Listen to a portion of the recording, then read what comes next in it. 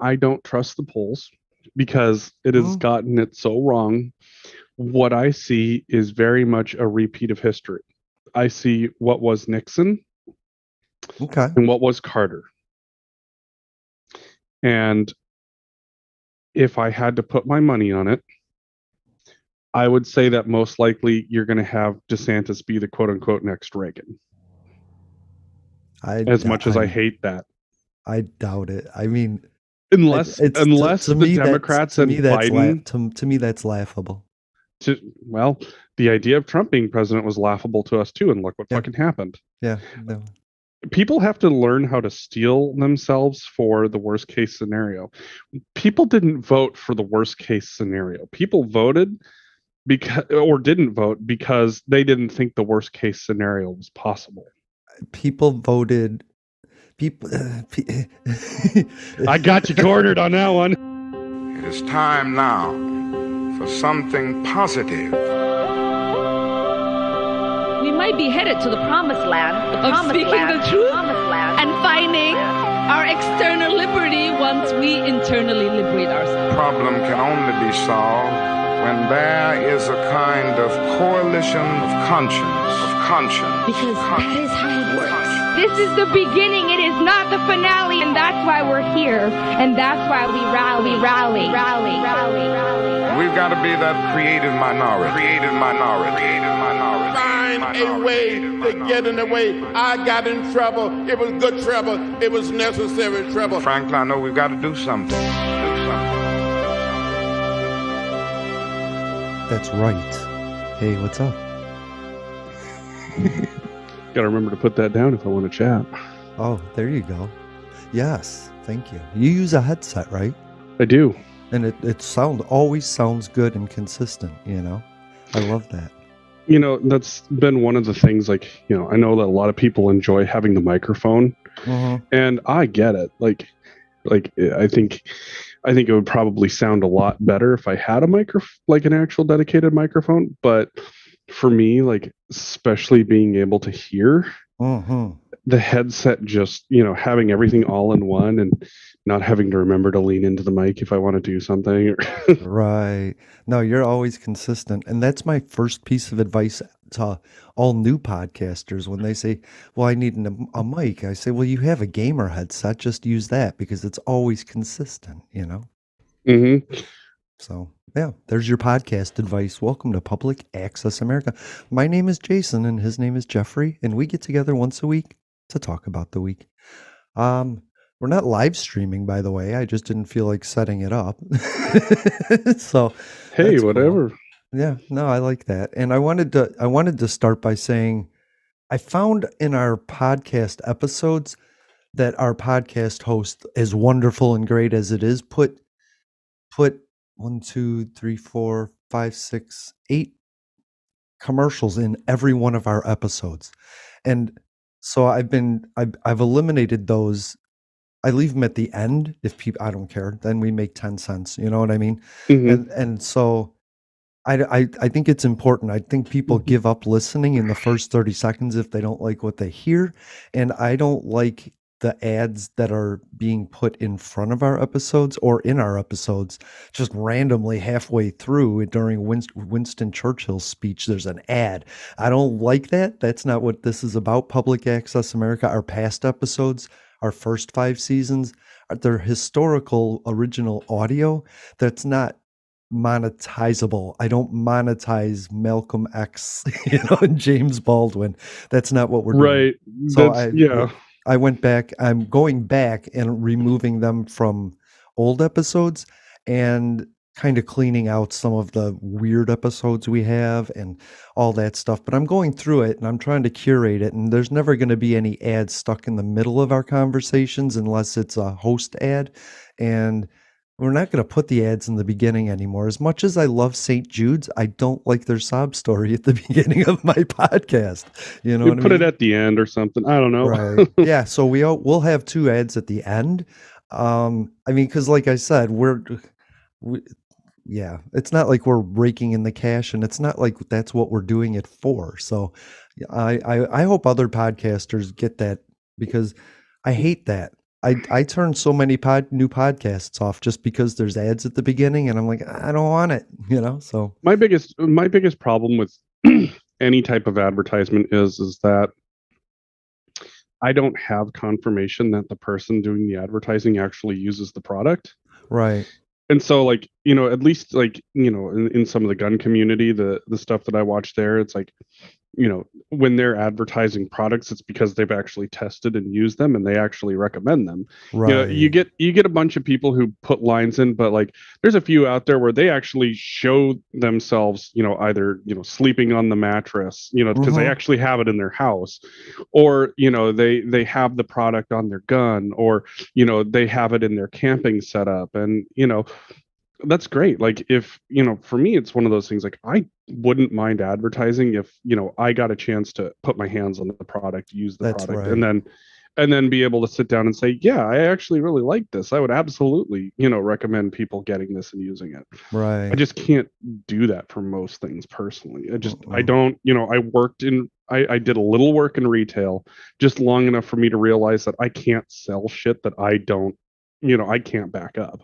That's why I was a horrible like weed dealer, because I was always like, oh, you only have 30? Well, I really only spent 10. I guess I'll take 20. Hmm. So, yeah. And my mom taught me at an early age, she wouldn't buy me like clothes with like a name brand on it. Like Hmm. I remember wanting a jacket or a hat, and she's like, why would you advertise free for Coke? Right. There, and that's the thing is, like, some of the name brand stuff out there, like, honestly, isn't that much better than whatever the store brand is. And then there's been a few cases where Yeah. I've bought in store brand and I've been more impressed with the quality of the store brand than I have been with, the quote unquote name brand. Right.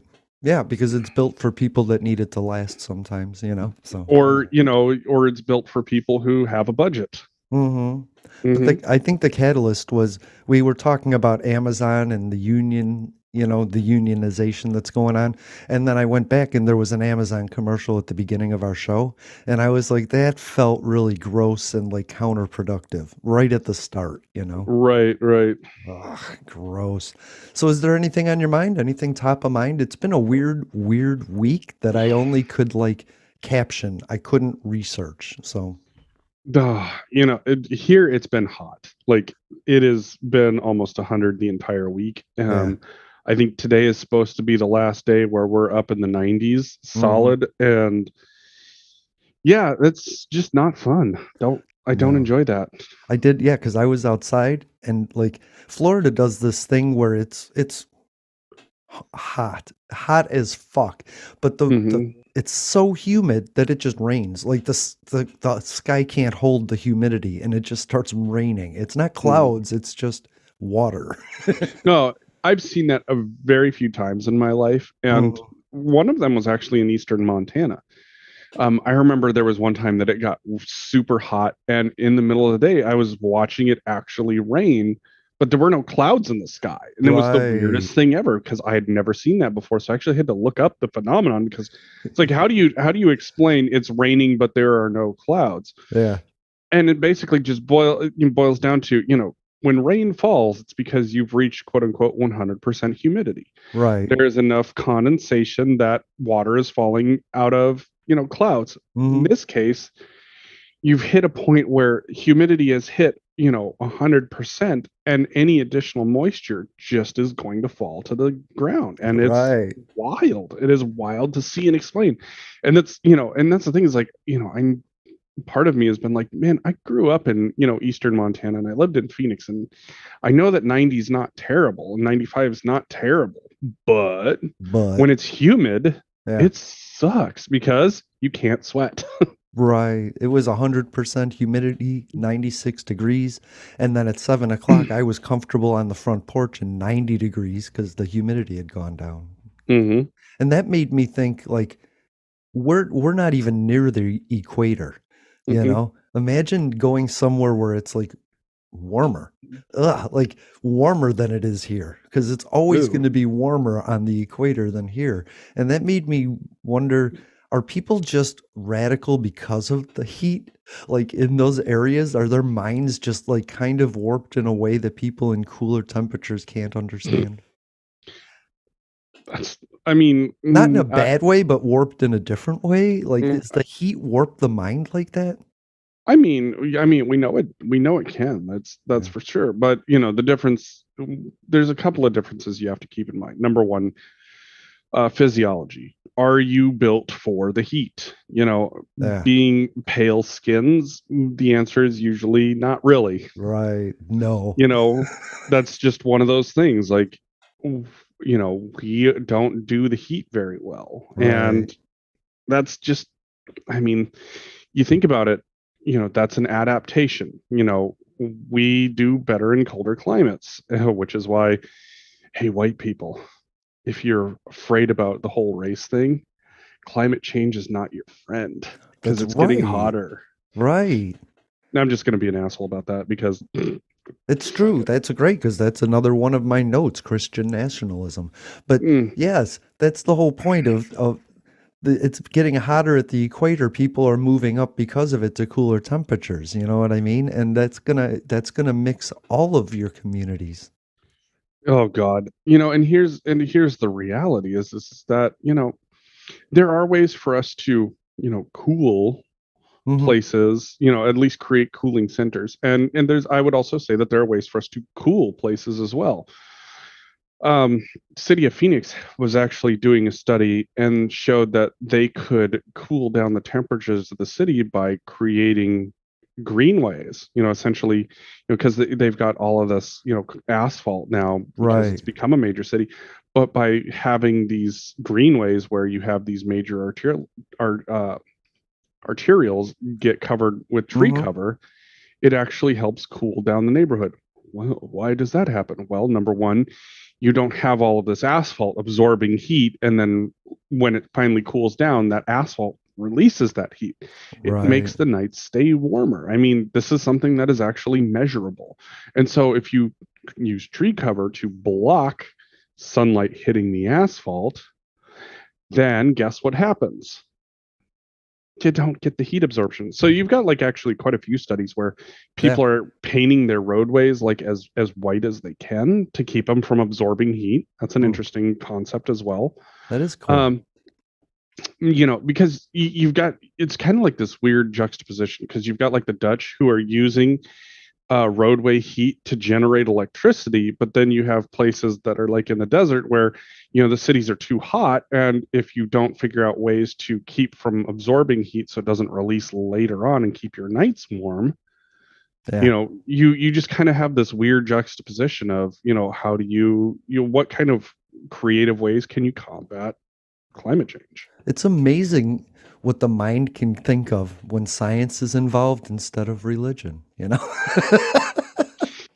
the thing is that, up through the 50s, I would say, 50s and maybe even the 60s, science and religion weren't really all that separated. There was this idea that, science was about, explaining the how.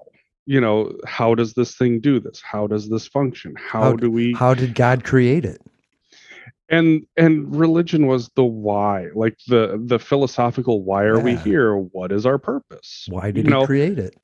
Yep. And there was this fundamental understanding that, we were never going to answer, quote unquote, what God's will was, but we could explain the inner workings of so many different things and how, we got from point A to point B. I mean, if you think about it, the Catholic Church has accepted the theory of evolution since the 1950s. The Catholic Church, of all places, that quote unquote man came from monkey, and and even then, if you speak to people who read the Torah and the Old Testament, if that's what you're familiar with, the earth being created in 7 days was a metaphor. It was a metaphor for how long it took for us to come into existence. It wasn't 7 literal days, right? And I think that's one of the biggest problems when it comes to the whole argument of religion is that there are people out there who understand this, but they are drowned out by people who don't. Revelations was always one of my favorites. Being the horror buff that I am, this read like a fucking horror story. Then I started reading history and I went, this kind of looks familiar. Right. And it was Rome in the time of Nero. Right. The Bible is a glorification of times. You know what I mean? So, but also that history repeats itself. The Bible fundamentally is based on the fact that history repeats itself, and like a clock, it's right every so often. You know what I mean? Well, and the thing is that having grown up in a Christian household, Catholic household, there were plenty of lessons that I took with me when I left religion. And it's, there's some things that I'm like, it's real cute that everybody believes it, but I'm sorry. There are certain things that go against the entirety of everything that we understand. It is not replicable in any sense of the imagination. And let's be real honest. This is, the people who believe this are also the same people who believe everything they read on the internet as true as well. And it doesn't lend itself any credence. But when you look at some of the base actions, the base morals that are taught, there's a lot that you can teach going forward. I mean, one of the biggest lessons that I learned that I took with me was to love everyone. Don't judge. Why? Because let's be real honest, I got my own fucking battles going on, and judging somebody based on their own isn't exactly a great look. Now, am I somebody who gets it right all the time? No, I am not. But when I get called out on it, I go, you know what? You're right. That was shitty. That was not cool of me to do. And we'll just go from there. And, or, the fact that, everybody spends their entire, existence reading the Bible and trying to define what is and isn't Christian. And for me, the definition is very simple. When you look at the Gospels that are written, you have to look at the actions that are explained, because you basically have what I would call the Gospels in a lot of ways are the opinion pieces, and the kernels of truth are in there, because you will see 4 people explain the same action 4 different ways, but the action itself is the same in every single one. So if you want to go with, because of our conversation, a conservative interpretation of the Bible. Just that you have to say that alone says there's an issue. So if I were to go with a conservative interpretation, what I would say is that it's the action that you need to follow. He fed the hungry, clothed the homeless, took care of those in need. He loved people regardless. And that's what you're actually supposed to do. Like, you can sit down and you can define all of these different things as to whether they are or whether they aren't. You can jump back and forth between interpretations, and it's no different than what I would consider, 4 media's take on, there's your numerology for the day. The 4 medias are like the 4 apostles. There you go. Why not? It's a valid point, is that it was just reporting of the time after the fact. And you have all of these different interpretations, but still one single solitary action. Right. So, and I approach the news much the same way. It's like, what is the actual thing that happened? Okay, let's drop the rest of the opinion bullshit, because that's fucking useless to me. I don't give a shit about somebody else's opinion most of the time. Right. It's like, if there's an interesting take on something, yeah, sure, I'll take a listen to it and see what their explanation is for it. But most of the time, it's just people selling outrage and trying to scare people and this, that, and the other, and it's just boring to me. I just don't do it. I get it. I listen to what you're saying, the action, the fact, the story, and then I dip out and I come up with my own thoughts on it, and then I go back, and then I'm like, well, they missed it. Like, they're off, and then I leave. You know what I mean? Because nobody hits it from my perspective. So that was like, when you had the whole Russian collusion thing with Trump, the first thing I said was, you're never going to find collusion. What you're going to find are a bunch of selfish assholes, because the problem with Trump is that you can't have this criminal mastermind genius and this blabbering booger-eating moron exist in the same body. That's not how this works. Either he's an idiot who thinks he's got the best people, or he is actually a criminal genius. And as we came to find out over the course of his presidency, he's a moron. And he's a moron that got elected to the highest office of the land because he had enough he somehow rolled high enough charisma to get people to believe his bullshit. Is the only way that I know how to speak it. And unfortunately for a lot of authoritarians, he has great survival skills. Once he's in a situation, he will scammer like a fucking possum in a garbage can to get out of it. And he won't quit until he does get out of it. And a lot of times he's making a bigger mess behind him and people are like, oh, look at the mess instead of the possum. That's how he did it. But eventually he's going to get tired, slow down, and get caught. And that's the reality. And what you ended up seeing was a bunch of people that had surrounded Trump trying to get their fame, trying to get their moment of glory, right, their agenda, right. And you had some people that were seeking, the fame, the fortune, and the camera time, and you had other people that were seeking, more underground means and more, back alley means, and people got caught. One of the things from the last January 6th hearing that I watched, the last one that aired, is you have all of these people that are sitting there that go on their media platforms going, how can they attack our president? And how can they do this? And how can they say that? But when you read the actual text messages that they were sending, right, they were fucking scared. They were scared of what was going to happen, not necessarily to the fucking movement, but to them, because they had backed this guy.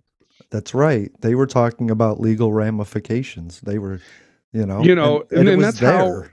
And so what I want people to take away, I don't want people to think that it was only the conservatives that were fucking cowards in this, because I guarantee you the Democrats are no different in how they've gone with Biden.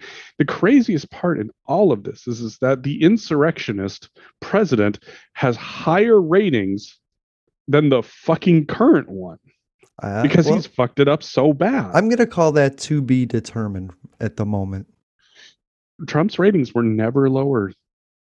I'm just going to say that Biden's might be going up soon.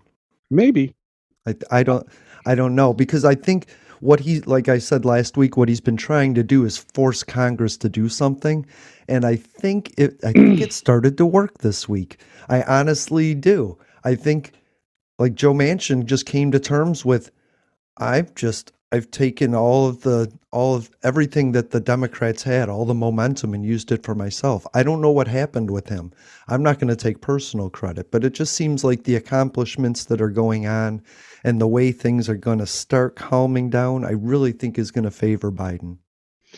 And unfortunately, I don't see that happening. With inflation running out of control, what I see is very much a Jimmy Carter situation. That would be, I'm not saying I like Joe Biden. I'm just saying that I don't like the other side. And I think the messaging is getting better. I think Democrats are getting better on their talking points. The 1-6 Commission. I think everything is starting to go the Democrats' way. And I don't know what's going to happen with that. Democrats are up overall over Republicans almost 6 points across the board. And that's weird. I don't think that's enough, but I think it's a weird phenomenon that we're not looking at. I don't trust the polls because it has gotten it so wrong. What I see is very much a repeat of history. I see what was Nixon and what was Carter. And if I had to put my money on it, I would say that most likely you're going to have DeSantis be the quote unquote next Reagan. As much as I hate that. I doubt it. I mean, unless the Democrats and Biden, to me, that's laughable. Well, the idea of Trump being president was laughable to us too, and look what fucking happened. Yeah. No. People have to learn how to steel themselves for the worst case scenario. People didn't vote for the worst case scenario. People voted didn't vote because they didn't think the worst case scenario was possible. People voted. I got you cornered on that one. No, I'm just trying to formulate my thought here. People didn't vote for Donald Trump for change. They voted for him because it seemed to outrage the media so much that he was gaining popularity. And the more the more popularity he got, the more the liberal media was like, oh God, no, we can't have this. He's the demon. And everybody was like, look at this.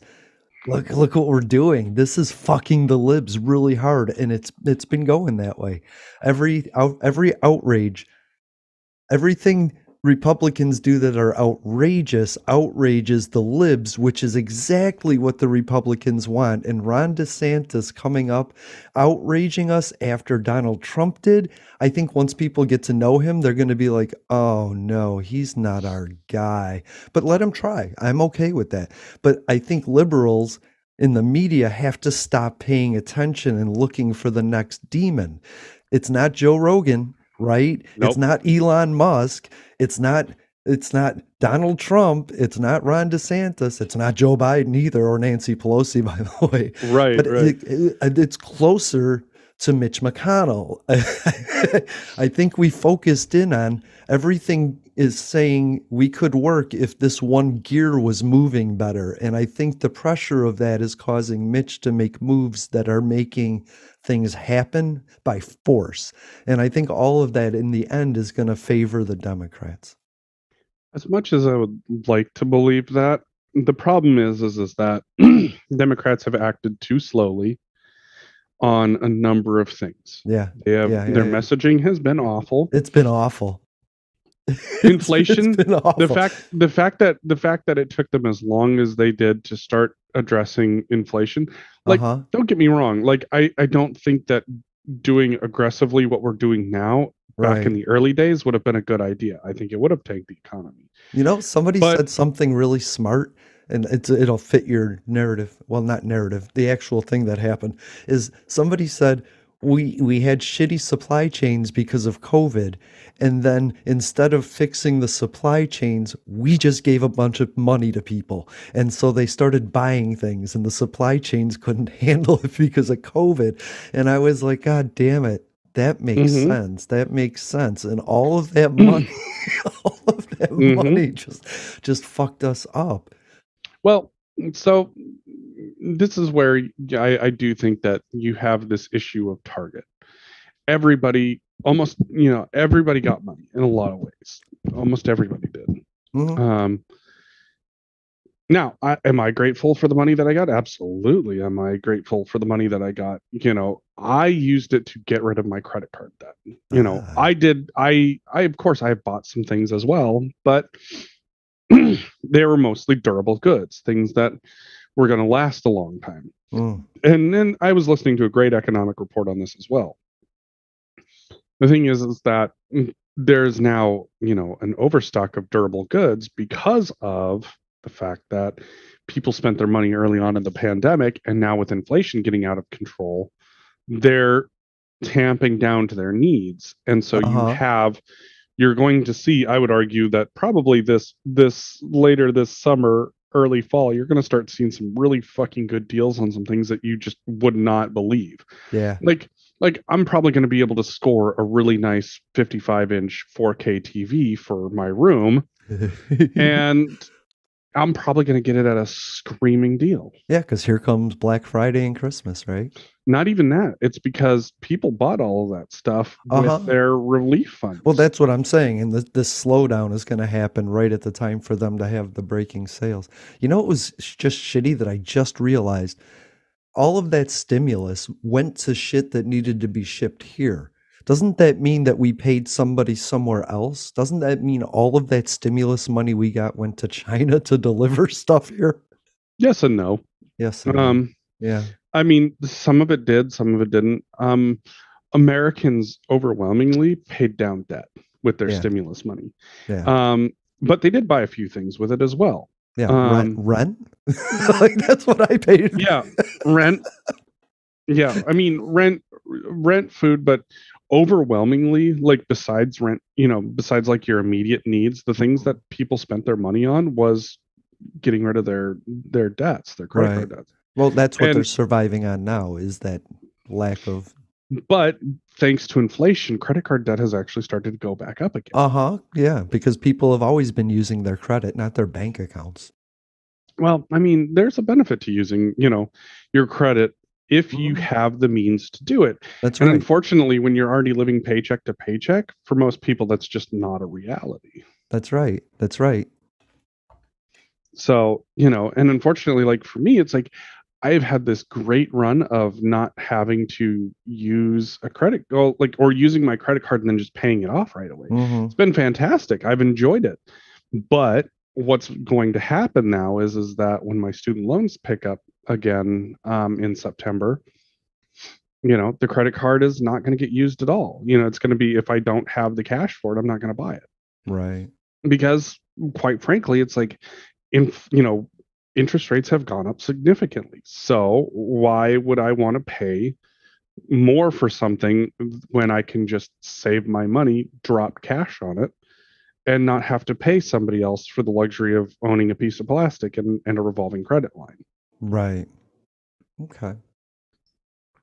Well, I'll say Joe Biden might not be fixing it fast enough or well, but it was broken. Somebody came in and broke it. So all I want to say is, like, I don't support Joe Biden to run again. I also don't support Donald Trump running again. If Ron DeSantis wants to try in the field that is different homogenous versions of Ron DeSantis, then that's fine. If Ted Cruz and Mitt Romney and Ron DeSantis want to stand on a stage and look diversified, then they can go ahead and try and do that. You know what I mean? That's fine. Then I hope a Cory Booker actually has a chance. Yeah, I mean, like, and here's what's been absolutely crazy is that there was I forget which company it was, released an article about who Americans want to see run instead of Joe Biden. And their number one pick was fucking Hillary Clinton. I said, no, it's not. No. I guarantee you, if you want to see the Republicans win the next election, go ahead, throw Hillary Clinton up there. From a different point of view, from a policy wonk point of view, if you want like things to get organized, then you need a Hillary Clinton and an Elizabeth Warren ticket for 4 years. You just do. And after that, anybody can do whatever they want. The guardrails will be in place. You know what I mean? Guarantee you. That's Hillary, the good side of Hillary. Hillary can dig into a policy like nobody can. It's Hillary can people dig into worry a policy, about her agenda, and I worry about her personal agenda. But as far as reading a policy, yeah, I like her. I wouldn't vote for her for president. But that's exactly the point. But the funny thing is like Republican polls say Trump is getting about 33%, but 40% want somebody else. It doesn't even determine who. It's Trump or somebody else, because there's nobody there that can fill the void.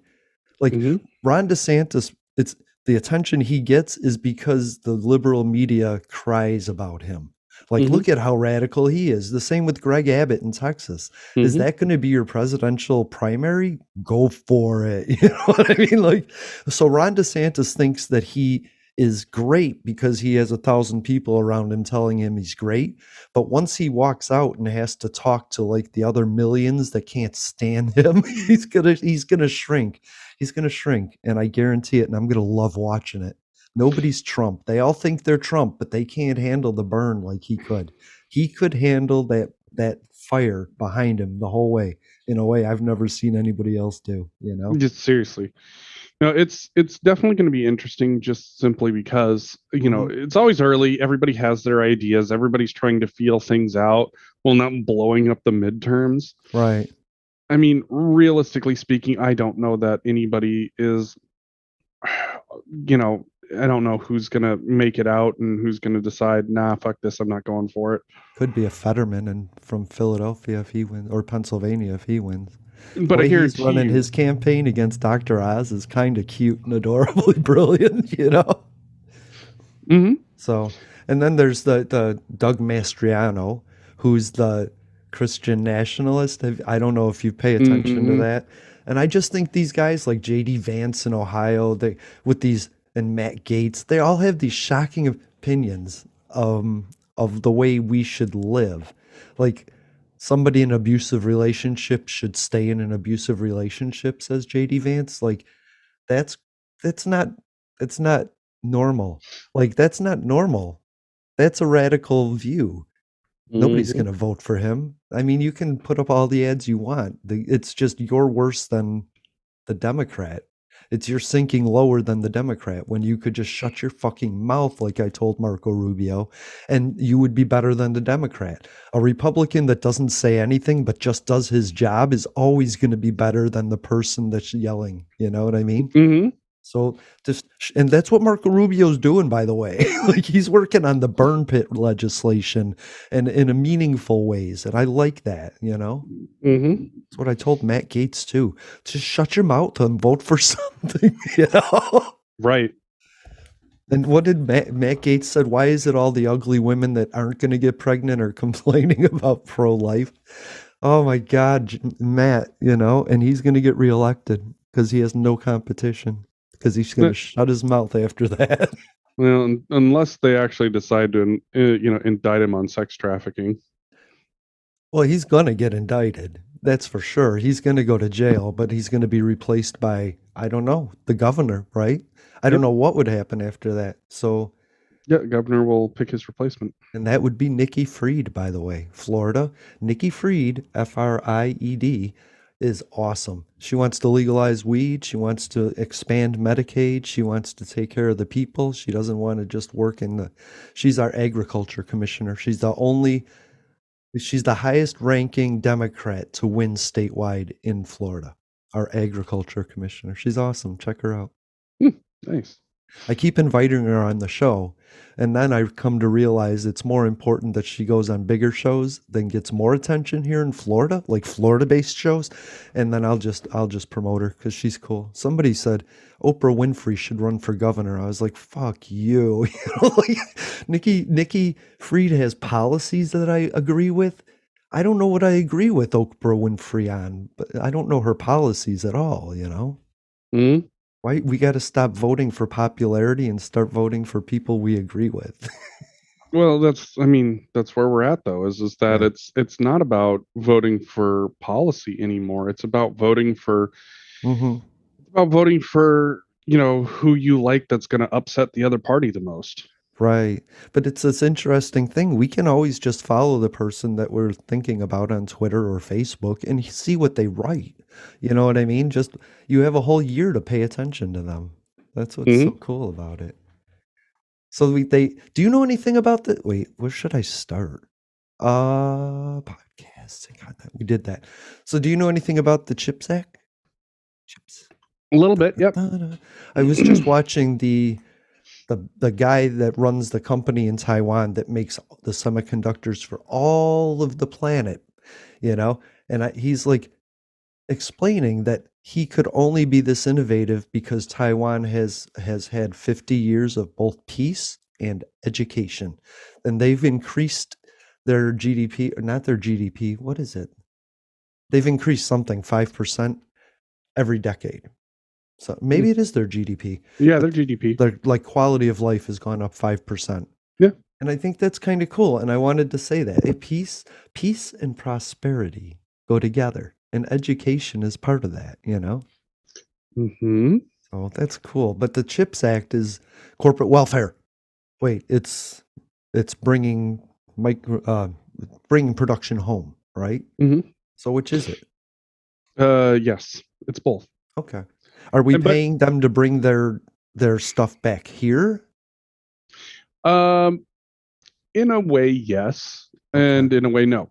So basically, you're at the point of, when it comes to making microchips, microprocessors, the technology has changed in such ways that, anything that you bring is going to have to be able to adapt to how things keep changing.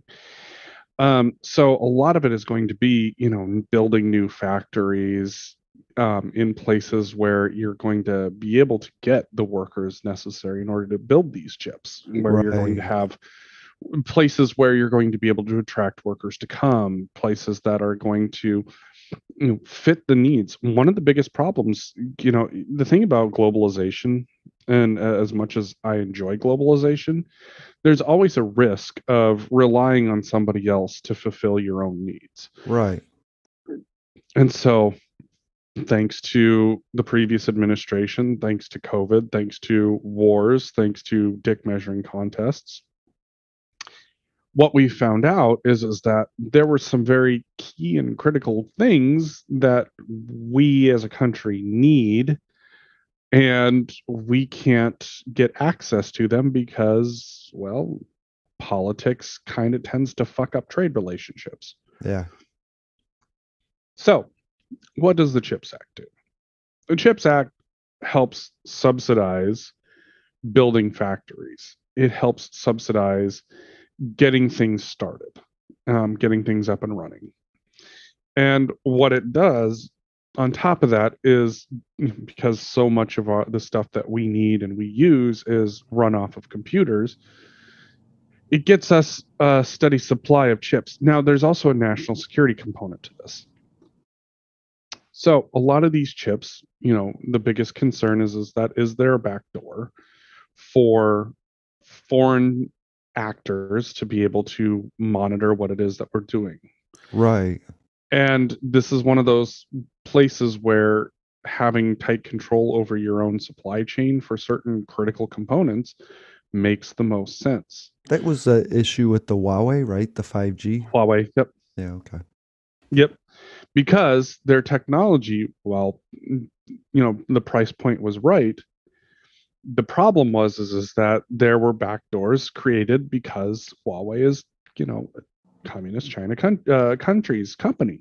Right. And so what the government asks for is what's going to happen. Now, the thing is that I'm not going to say that Trump was wrong on this, because he raised this point very vocally. And a bunch of people, tried to, play it off as racism. A bunch of people tried to play it off as, him not understanding. I don't think he understands it, but I do think that the right people were in his ear going, look, this is actually kind of a security problem. Sure. There was good people in the Trump administration trying to do good things, as well as people that were just trying to benefit themselves. It wasn't like all Republicans are bad. That Cassidy Hutchinson rocks, right? Like I'd have her in my administration. So that's Right. cool. That's cool. So knowing that right now with the state of geopolitics, where they're at, we're not going to be getting reliable chips from China. Taiwan is on an interesting cusp. And if you don't hedge your bets now, let's say China does attack Taiwan, suddenly we lose our access to whatever chips that we were getting.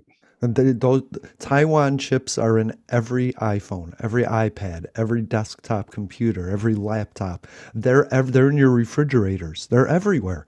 They are the lifeblood of our technology today. And China could just take that island. That's why it's important to defend it, but we also don't want to go to war for China. So we'd rather start manufacturing them here. But we need people that, like you said, are educated in doing that, right? And that was my point about pulling people out of coal mines to learn and be educated in the jobs that we need, Yes, 18-year-old dudes can go and work in a coal mine, but at some point, can we phase them out and teach them to do something else so they don't get black lung? Like, can they make the money and then also be trained to move on? So we have a rotation of promotion in tiers. I'm okay with that, So I like that. I like the idea, and I like hearing about there's going to be another vote on Xi Jinping. Like I don't know his name. Xi Jinping. Right. Like a confidence vote or something in another term or something, and like COVID is fucking him up, and this Taiwan thing and this Russia thing, and everything is just destabilizing. There's protests now in China, and it's like perfect timing. I don't know. Yeah, I would, and here's the thing is that, what I would say is that where China has excelled in the past is when they haven't had as hard line of leaders. Right. And, it fostered better relationships. Now, here's the thing is that there's always been tension over Taiwan between China and the U.S. And we both agreed that we're not going to go for it. Well, that's what it used to be. Right. She has absolutely decided that that's maybe not the case. and there was a bunch of question as to whether or not he should get another term, like whether or not he could rule the country indefinitely, Right. much like Russia is doing now. I think one of the things that China learned from the Soviet Union is that leadership of the Communist Party seems to do better when there is change. Yes. Because you Right. had Mao lead for a long time, and then they started rotating in leaders, and that seemed to help create more prosperity for China. Right. More outreach, right? They weren't just an isolated nation anymore. Right. Right. Right. And so you saw China really come into its own under a lot of these other leaders that, while we still had our vocal disagreements on things, the hard line wasn't there. Right. And it really made things a lot easier for us to do business with China. Since the time of Xi's rule, it has become increasingly harder for us to do business with China because of their take it or leave it policies. I would also include us in this, but the lack of willing to negotiate, the lack of willingness Right. to really find a calm center ground that doesn't involve threats of taking over islands that Right. are friendly to us, The or human, we can't look past the human rights. You just taking over Hong Kong, the Uyghurs, the news, all of that stuff, and then China just fighting in public with our sports figures and stuff. The way they could reach down and attack people was just disturbing. So and then on top of that, much like Trump, COVID really sucked up Xi's political capital. Yeah, because prior to COVID, he was actually doing pretty decently well. But because of the lack of willingness to really innovate in terms of how to deal with the pandemic, their zero COVID policy has actually come back to bite them very significantly. Right. And the further crackdown, because they didn't have immunization from these later variants because of the way they isolated. So now these things are hitting them much harder than they're hitting us. So right.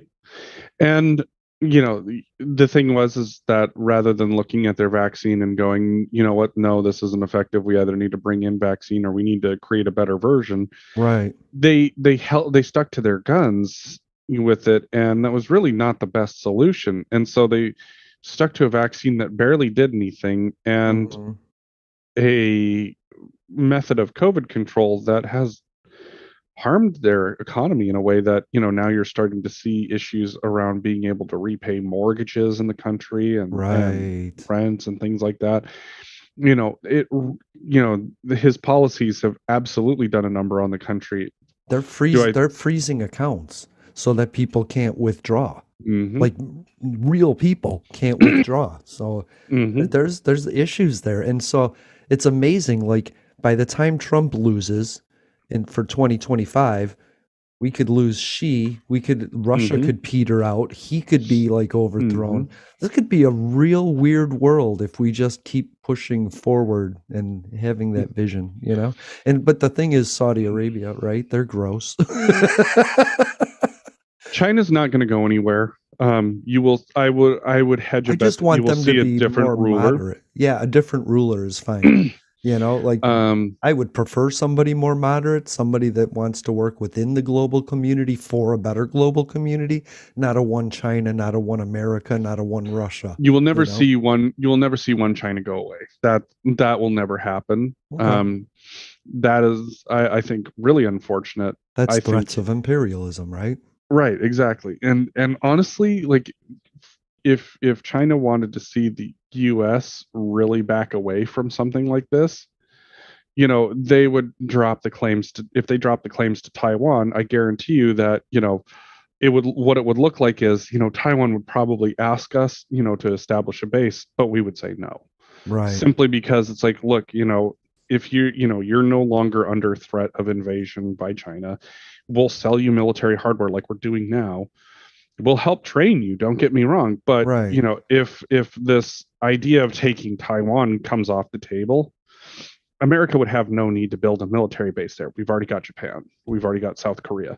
That Right. would not having another military base there would not be necessarily within our best interest. It would actually make things worse. Yeah, we don't want to plant a flag in disputed territory. We want to Well, even if it's not disputed anymore, it puts us closer, to a risk that we would go. There's no reason for us to take that risk. That's like putting nukes in Cuba. You know what I mean? It's just it would be like too close. It would be like us showing up with nukes in Ukraine. It would not be a great decision. It would be a really bad decision. I'm not saying that, the tough part is I'm not like saying that our current decision making with how we're addressing Ukraine is adequate, but I would also say that it keeps us from devolving to a point where we're hoping that rational minds don't launch a fucking nuke. Right. Our better angels is so. I had that thought, and I don't know how I got away from it. Something about the sports. Brittney Griner, right? She's in Russia now. Yep. Somebody raised an interesting point about this that I didn't address it because it's a basic forward conversation to have. But what was interesting to me is she was there because maybe if she had made as much money as her male counterpart, she wouldn't have had to go and work in Russia for money. Mm-hmm. And I found that interesting, that maybe because of her lack of pay and equality, that caused her to go somewhere. Is she wrongfully detained? She had marijuana in a country that doesn't allow marijuana, right? All right. Let's have some fun with this one, because this is a fun one. For starters, I struggle to believe that she actually had hash cartridges on her to begin with. Okay. Because she's been playing in Russia since 2014. Okay. If I remember correctly. Like 2014, 2015, somewhere in there. Right. So she done that. This wasn't her first trip to Russia. Now, she does have a medical card for marijuana. Right. So there is the possibility that, she had a couple of cartridges on her when she packed her stuff. Like it's that. What people have to understand is that Russia's policy on drugs is that no, absolutely not. Zero. Zero.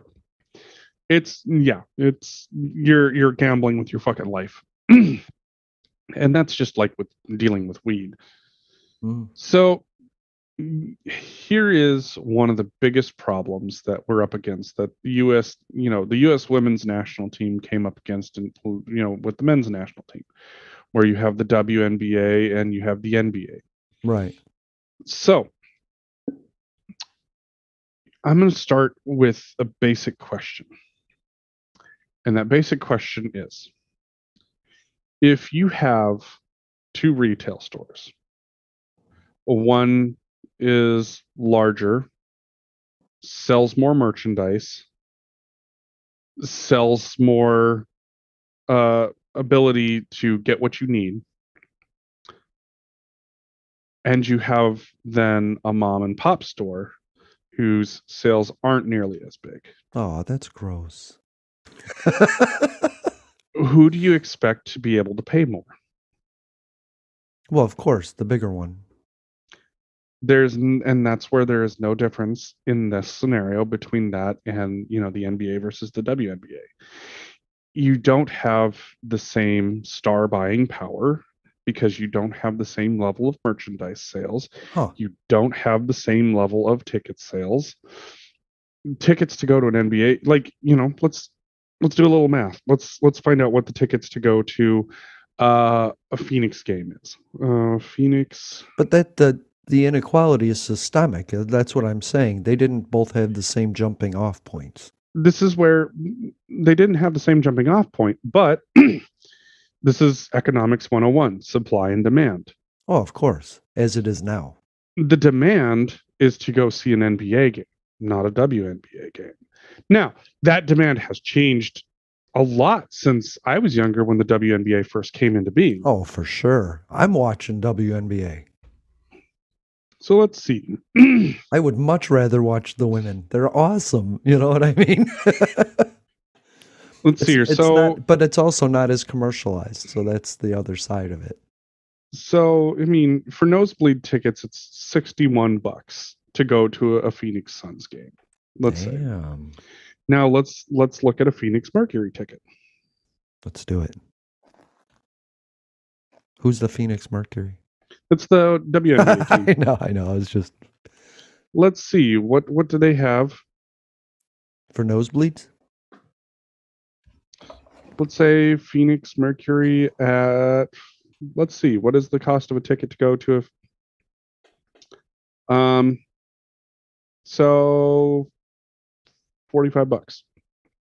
Okay, that's not bad. But those are actually much better seats. Oh, so apples and oranges. Nosebleed. I'm looking at your cheapest tickets. Nosebleed seats for a Phoenix game. Gotcha. Is $61. Mm-hmm. Decent seats for a Mercury game are $45.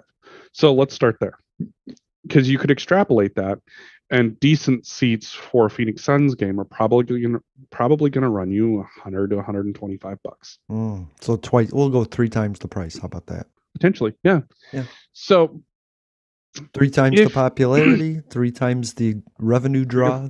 3 times. Okay. And on top of that, these places are also selling tons of merchandise. They have more butts and seats. Like, it's unfortunate.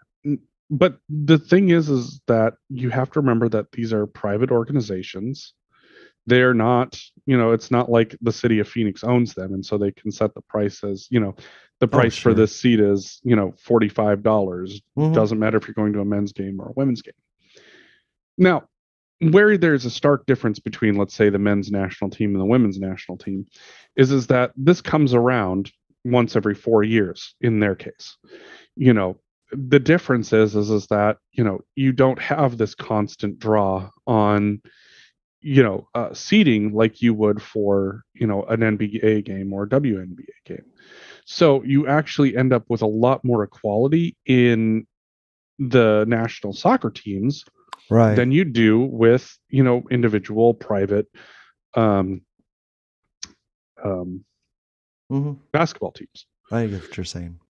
So, and on top of that, the women's national team, they're a fucking powerhouse. They sell a lot of jerseys. They're selling more butts and seats. Why? Because they fucking win championships. They win World Cups, Women's World Cup. And so it's, you're starting to at least see more equal footing. Now, whether or not this same issue exists, for, women's soccer versus men's soccer, I mean, probably does. But soccer, at least in this country, doesn't have the same popularity as football or basketball or baseball. That's true. I just think women's basketball, if they can now, it's all in advertising and marketing, and there was just barriers there for women for a long time, and I think those are gone. And I think that's why it's beginning to gain popularity. And so, I just think we need to promote that just as much. Like, if you promoted basketball less than men's basketball less, eventually women's basketball would be better. It's all about market. And, for the longest time, you could make the argument that men's basketball was more entertaining than women's basketball. And it's not even to women. Like, I know plenty of women who don't like watching women's basketball because they don't think it's as fast paced or as exciting as men's basketball. Interesting. And that was actually really curious to me, because they should start watching it again. that was literally my question. Literally my question. I'm like, but at least, like, doesn't there feel like there should be a little bit more of a relation? Like, once upon a time I played basketball and this could have been me in this league. Now, and that's the ebb and flow of every professional team. Every professional sport is that there comes a time where, the sport itself becomes stagnant. And, there was a lot of initial excitement in WNBA that kind of waned when, people started to realize you weren't going to be watching, massive dunks like you saw in the NBA at the time. Oh, okay. But the NBA wasn't always massive dunks. You know what I mean?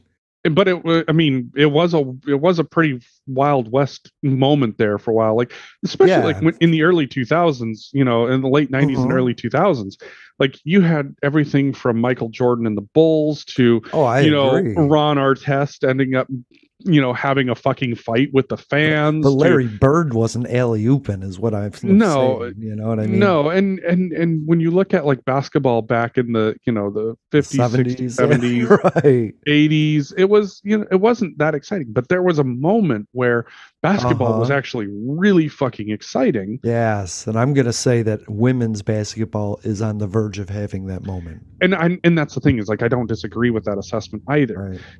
Do I think it will be as big as the NBA? I don't know. And the reason I say I don't know is because that there's going to come a point where that marketing, they're going to figure out what their sweet spot is in marketing. Yeah. There are going to be more eyeballs that end up watching it.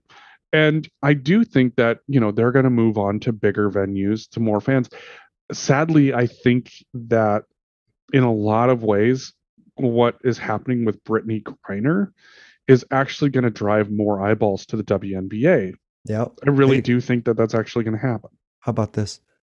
Thanks for listening to Public Access America. We're going to continue on what he was just thinking because I was going to bring that up. So thank you for listening. We'll be right back with this further discussion. We're not done with Brittney yet. To those who would tear the world down, we will defeat you. This is our moment. This is our time. To those who seek peace and security, we support you. Yes, we can.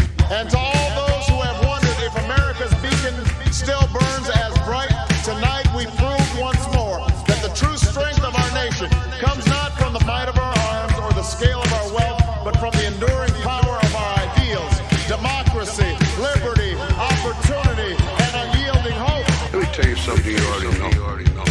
The world ain't all sunshine and rainbow.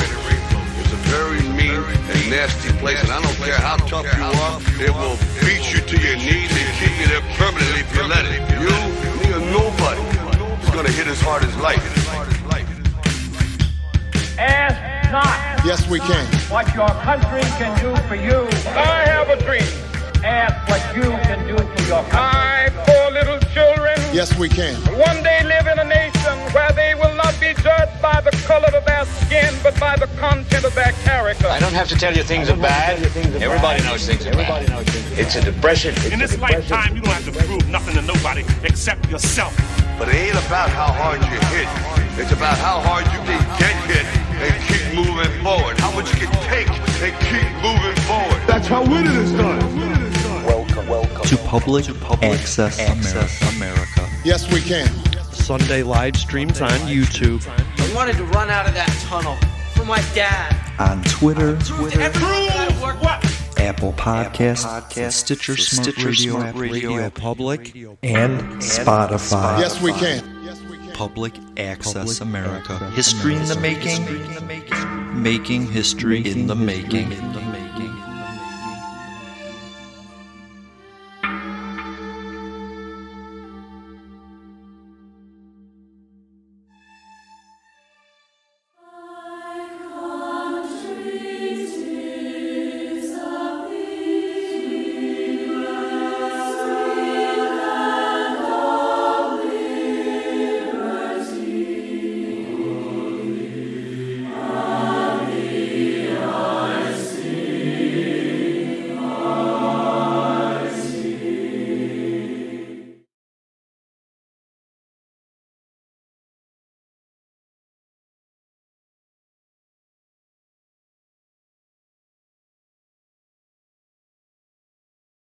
With Eversense, the long-term sensor helps me spend less time dealing with my CGM. I only need 2 sensor changes a year. If you're on multiple doses of insulin, you might greatly benefit from the Eversense E3 CGM system, the only continuous glucose monitoring system that lasts for up to 6 months with one sensor. Still doing frequent sensor changes? Break free today with Eversense. For important safety information and to learn more about Eversense, please visit eversensediabetes.com/safety. Bundling home and car insurance with Geico is so easy, your neighbors are probably already doing it. But who? They may drop little hints like, beautiful day out. Even more beautiful since we saved by bundling our home and car insurance with Geico. Or, yard work is hard. Much harder than bundling with Geico, which was easy. Or it may be even subtler, like, speaking of burgers, we bundled our home and car insurance with Geico and saved a bunch of money. Bundling is easy with Geico. Just ask your neighbors.